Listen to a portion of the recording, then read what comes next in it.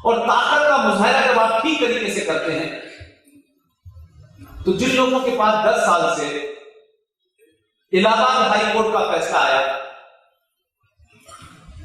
और Allahabad high court ने हिंदुस्तान की आर्कोलॉजिकल सर्वे ऑफ इंडिया के 3 बड़े आर्कोलॉजिस्ट, जिसमें एक हमारे बड़े नजदीकी मित्र हैं, उनसे कहा कि सिर्फ आप इतना ही काम करिए कि जो बाबर महान है मुसलमानों के लिए बिल्कुल वली अल्लाह का दर्जा रखता है, टेलीविजन पे आके ये कहते हैं कि वो तो वली अल्लाह है, तो सिर्फ इतना बता दें कि इस जगह क्या था। उसमें इत्तेफाक से एक मुसलमान भी है, वाइजर के रहने वाले हैं, बहुत ही बढ़िया इंसान है, उनका नाम है, उनको पद्मश्री भी मिला है, उनका नाम है के मोहम्मद। जब उन्होंने ये साबित कर दिया कि नीचे मंदिर था और उसको कोर्ट ने मान भी लिया, 2010 का यह फैसला सुप्रीम कोर्ट, जो पिछले मेरा समझता हूं कि 150 साल से मुकदमा चल रहा है, जिसके पास बहुत समय है, इतना समय है कि महाकाल के पानी के बारे में चर्चा हो रही है कि 250 ग्राम चढ़ाना चाहिए या आगे नहीं चढ़ाना चाहिए, ये सुप्रीम कोर्ट है। अय्यप्पा के मंदिर में जेंडर जस्टिस ढूंढ रही है, लेकिन हाजी अली नहीं ढूंढ पाई। हाजी अली में ढूंढने को डर लगने लगता है। मस्जिद में मुसलमान औरत नमाज पढ़ती है, ये कहते कि ये तो हम नहीं करेंगे, लेकिन अय्यप्पा में 1000 साल पुरानी परंपरा को उन्होंने ध्वस्त कर दिया, क्योंकि आप खामोश थे। उस पूरे 10 साल में 2010 से लेकर के सुप्रीम कोर्ट को बाबरी मस्जिद के ऊपर एक बेंच बनाने का समय नहीं था, क्योंकि उनको लगता था क्या फर्क पड़ता है, 10 साल बाद फिर बनाई तो बड़ी मुश्किल से बनाई, और कहा कि फिर हम डे टू डे सुनवाई करेंगे। ये घटना मैं इसलिए बता रहा हूं कि आप समझें कि आपकी सामूहिक ताकत क्या होती है, और समाज के बदलने से सिर्फ सत्ता ही नहीं बदलती, सारे इंस्टीट्यूशन भी बदलने लगते हैं। आपने एक बेंच बनाई, और बेंच की जब पहली सुनवाई हुई तो ऐसे लग रहा था कि बहुत ऑर्केस्ट्रेटेड तरीके से एक वकील हाजिर हुए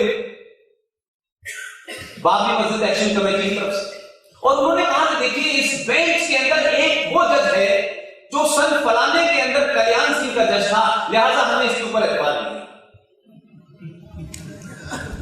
सुप्रीम कोर्ट ने बिना उससे आगे बढ़े उसी दिन कहा अच्छा एक्सेप्ट।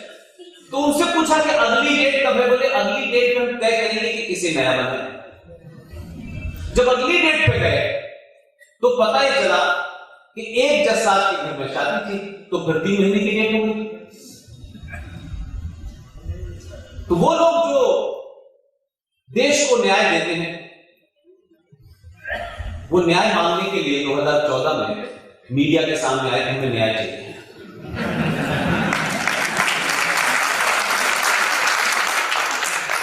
और आपने 2014 में बहुत सारे लोगों ने, बहुत सारे इंस्टीट्यूशन को लगता था गलती से आ गया है, उनको मैंने बताया गलती से गुजरात में भी आ गया था, अपनी मर्जी से आया है, हटाया नहीं है अभी।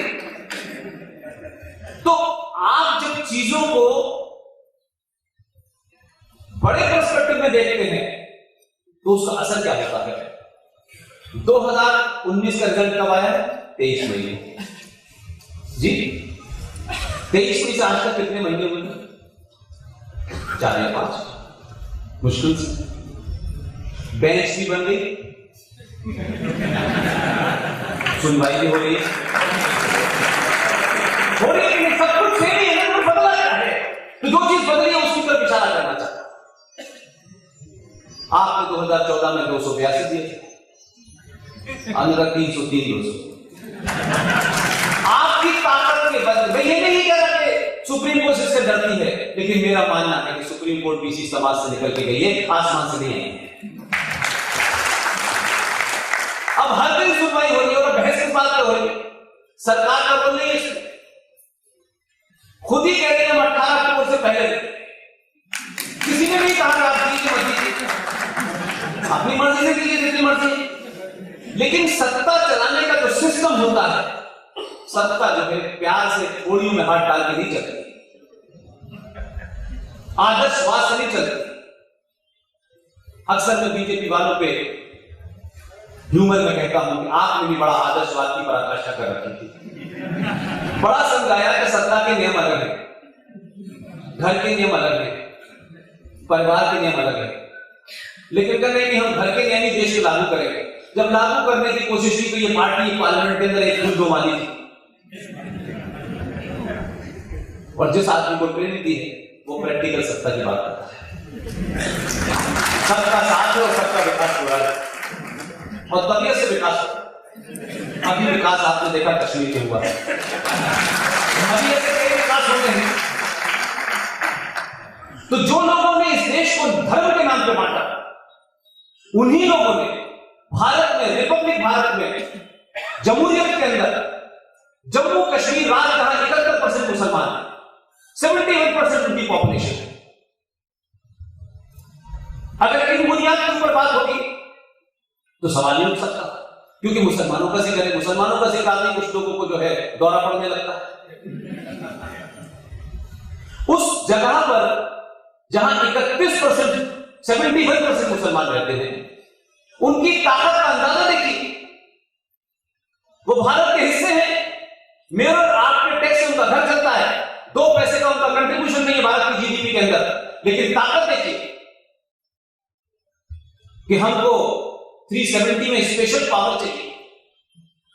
हम भारत की संसद के कानूनों को लागू नहीं करेंगे, और अगर संसद को कोई कानून बनाना है तो पहले जम्मू कश्मीर को, वो जिहादी गवर्नमेंट है, पहले वो बनाएगी फिर संसद पास करेगी।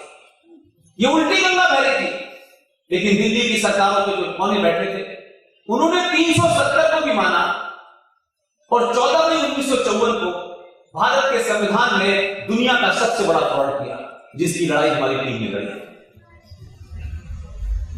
और राष्ट्रपति के एक आदेश को राजा राजेंद्र प्रसाद से कहा कि आप ये आदेश दें जो वो देना नहीं चाहते थे, उस आदेश को आपने भारत के संविधान में 14 मई 1954 को जोड़ दिया, जिसे आप आर्टिकल 35A के नाम से जानते हैं। आप में से बहुत सारे लोग 370 और 35A के हटने के बाद आप लोगों ने उसकी व्याख्या की होगी, लेकिन ये सवाल मैं मुसलमानों से पूछता हूं जो निज़ाम मुस्तफा की बात कहते हैं, जो बार बार कहते हैं कि अल्लाह की हुकूमत में सब बराबर है, उसकी कायनात में ना कोई छोटा है ना बड़ा है, और कम से कम जो मुसलमान है 5 वक्त के नमाजी हैं। मैं सियासी मुसलमानों से तो बात छोड़ देता हूं कि उनकी सियासत की मजबूरी है कि वो अपने हिसाब से तो आयत की डेफिनेशन बदल देते हैं, लेकिन जो ईमानदार मुसलमान थे, जो मुफ्ती थे, जो मौलवी थे, जो मौलाना थे, जो हाफिज, उनकी चुप्पी से मुझे लगता है कि सभी का एक ही एजेंडा है, सभी खामोश रहेंगे इस मुद्दे पर। बाकी मसले में तो आवाज बहुत तेज निकलती है कि अगर हिंदुस्तान के मुसलमानों के खिलाफ कुछ हुआ तो हमारी आवाज सड़क के पार चली जाएगी, अब तो आदमी हमारे सड़क के पार चला गया।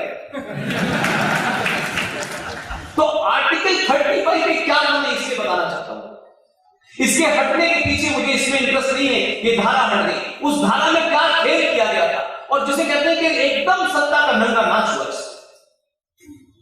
और पूरे देश में कोई प्रतिक्रिया नहीं हुई।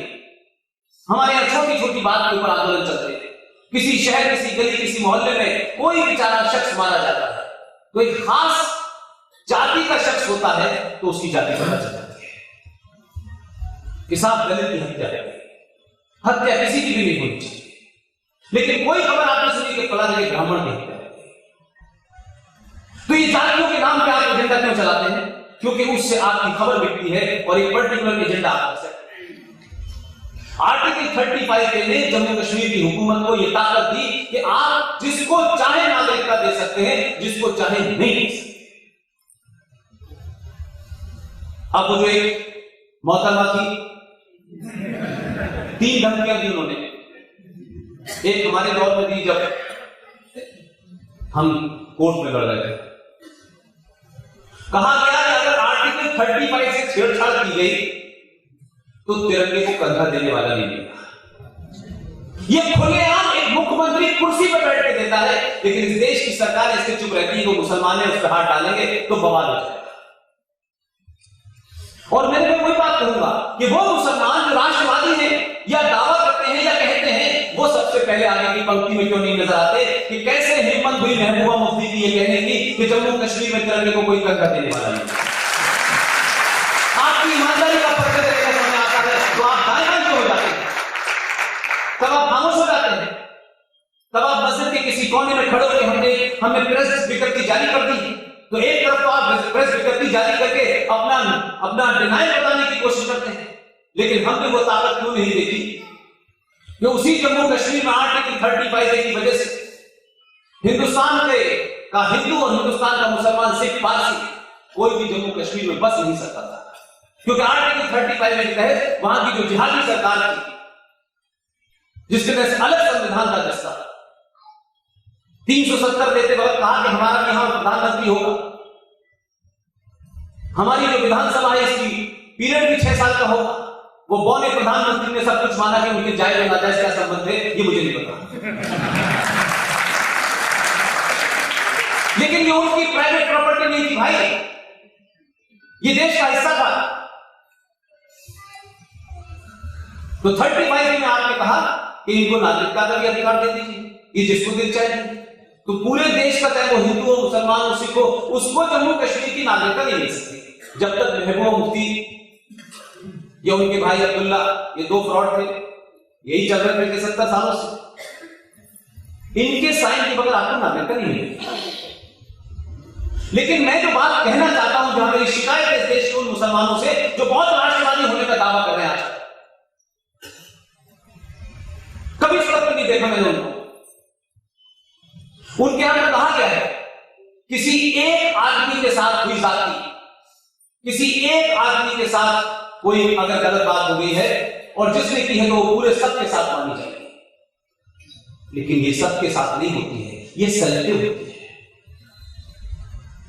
उस आर्टिकल 35 में महान कार्य किया, दिल्ली की सरकारों ने उसे 1954 के अंदर भारत के संविधान में जोड़ा, लेकिन मक्कार,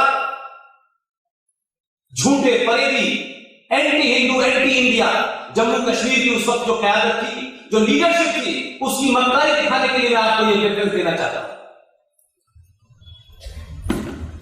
कि यही धारा जिसको आपने बनाया, हमने तो चैलेंज ये किया था कि ये इलीगल तरीके से लाई गई है, हम उसके प्रोविजन पर नहीं गए, लेकिन प्रोविजन देखिए क्या कमाल का किया।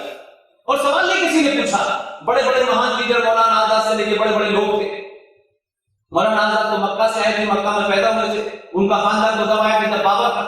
इतनी लंबी हिस्ट्री वाले आदमी को भी आपके लिए कहना पड़ा कि एक किताब लिखी उन्होंने, इंडिया में फ्रीडम, और हिंदुस्तान के मुसलमानों के सेकुलरिज्म के एपिटोम थे। और उस किताब लिखने के बाद जब उन्होंने कहा कि मेरी जब मौत हो जाए और जब मैं अल्लाह से यहां से रुखसत हो जाऊं, तो जो मैंने इस किताब में अपने 30 पन्ने जिसमें दिल की बात लिखी है, वो मेरे मरने के 30 साल बाद जोड़ देना।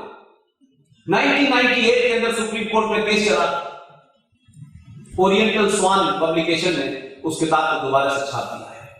मैं इसलिए उन लोगों के ऊपर से नकाब उतारना चाहता हूं जिन्हें आप बहुत सेकुलर समझते हैं।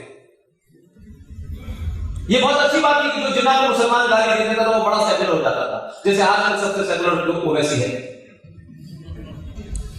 उस 30 पन्नों में मौकूफ से लिखे गए हैं जो भारत के पहले शिक्षा मंत्री बने। उस शिक्षा मंत्री ने अपने दौर में सच बोलने की हिम्मत नहीं की, वो इस देश को सच बताने आए थे। उस 30 पन्नों में लिखा कि Jinnah was right and Nehru was wrong.